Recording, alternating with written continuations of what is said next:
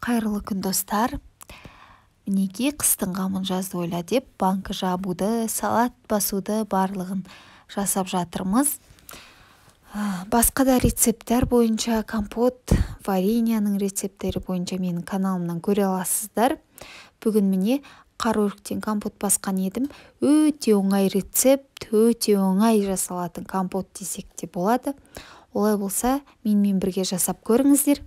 Ең бірінші қараөрігімізді алып, ас содасын салып тұрып, жақсылап 2-3 мәрте шайқап тұрып, мөлдірегенше жуып аламыз. Одан кейін банкілерімізді жуып тазалап, осындай мәнті қасқанның парында стерилизовать дейміз ғой. Өстіп булап алатын боламыз. Немесе духовкаде булап алсаңыздар да болады.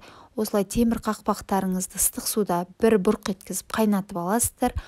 Одан кейін банкілерді осылай қойып, қараөріктеріңіз жеткенше бәріне бөліп салып шығатын боласыздар.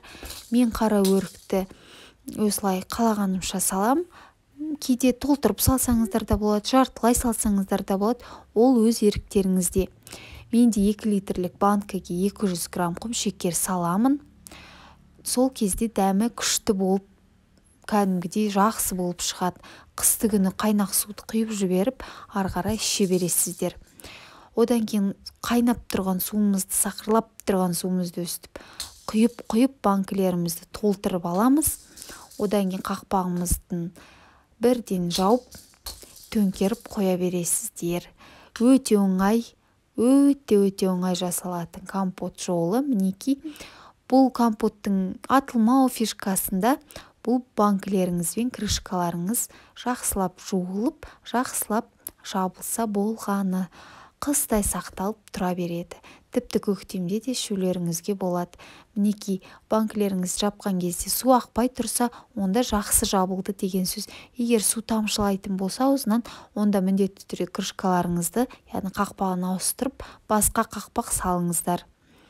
Мінеки, осындай жылы жерге, көрпе, басқа да радиалды төсеп, өзінің температурасында суығанша, қанты ерігенше осылай бетін жауып қойып қоясыздар.